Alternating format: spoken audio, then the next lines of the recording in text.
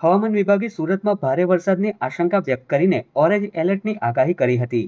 આ આગાહી બાદ સુરત શહેર અને તેના નજીકના તમામ વિસ્તારોમાં ગત તારીખ 29 જૂનની મોડી રાત્રે અચાનક વાતાવરણ પલટાયું હતું।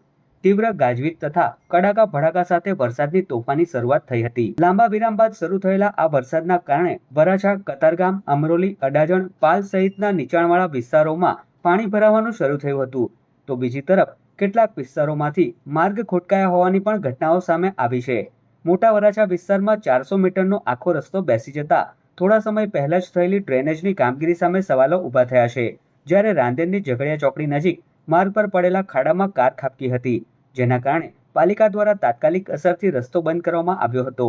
આ તરફ વેસુ વિસ્તારમાં આવેલ ભગવાન મહાવીર કોલેજ પરિસરમાં વરસાદી પાણી ભરાતા વિદ્યાર્થીઓને હાલાકી વેઠવાનો વારો આવ્યો હતો। અત્રે ઉલ્લેખનીય છે કે છેલ્લા 15 દિવસની લાંબી અને અત્યંત આકરી રાહ જોયા બાદ આખરે ગત મોડી રાતથી વિધિવત રીતે ચોમાસાની શરૂઆત થઈ ગઈ છે।